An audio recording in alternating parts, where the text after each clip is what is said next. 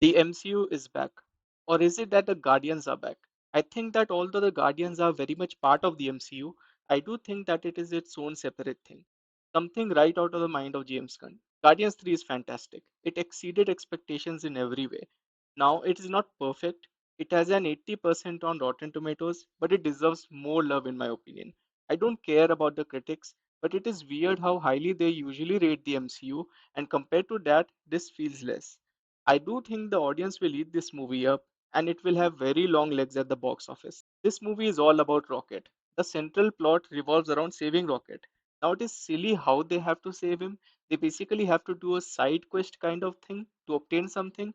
But later it is revealed that the High Evolutionary, who is the main villain, knew their plans and stole the thing needed to save Rocket. So the first half of the movie just feels insignificant in terms of the plot. The first mission achieved nothing to advance the story, but what it did achieve was for us to fall in love with these characters again. I believe that James Gunn wanted us to get a feel of these characters again because Guardians 2 came out in 2017. It's been 6 years. I love these characters, I love the chemistry, and Drax again, in my opinion, is the MVP. And what made this movie really great was Rocket's backstory. We jump back in time just at the right times so that we know what these characters are fighting for. And a lot of thought was put into Rocket's backstory. It was not just some throwaway emotional manipulation showing animal torture, but the writing is very effective. There is a whole arc between Rocket and his friends, which is executed perfectly, and it might be the best short story the MCU has ever told. When this movie comes out digitally, I will clip those flashback scenes, and I bet I will cry a dozen times watching it. So, after this first mission, they decide to face the main villain directly, and they obtain the thing to save Rocket. But even after all that, it seems that it is too late and Rocket is about to die.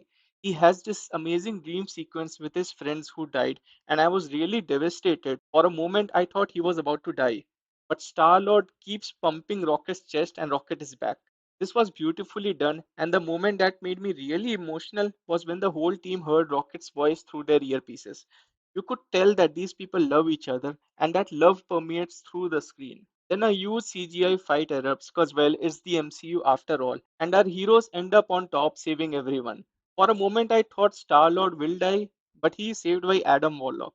And then, in a very emotional ending, the Guardians have to part ways, and it is handled so well. As I said, the movie is not perfect, it is too long, with some story beats that just prolong the movie.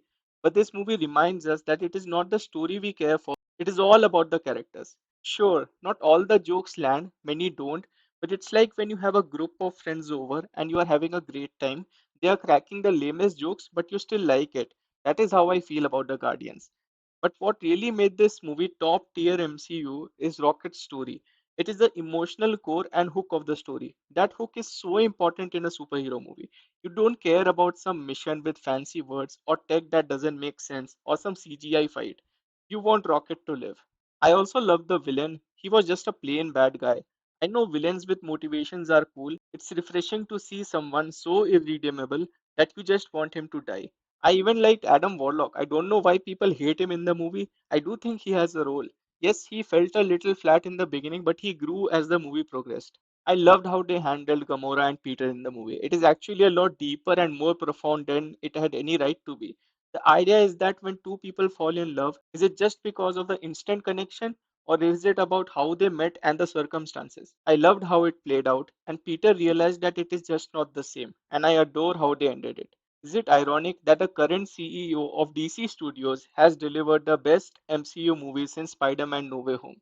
It just proves that even after all the DC versus Marvel debate, the superhero genre is not about proving which is the best studio. The truth is that both of them need each other to bring in audiences.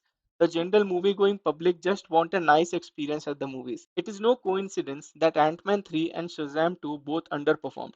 I don't think it has anything to do with superhero fatigue. It just has to do with the fact that both of them were plain average to bad movies. I think Guardians 3 will perform well because it is a damn good movie. The big question is whether the MCU is back or will it boost the MCU. I don't think so. The Guardians of the Galaxy are very isolated from the MCU right now. Even this movie feels like its own thing. I'm still worried about where the MCU is headed, and I don't think this movie changes that. But it will have a positive effect on the superhero movie genre as the whole. It will bring people to the theaters, and I'm very sure people are going to love this movie.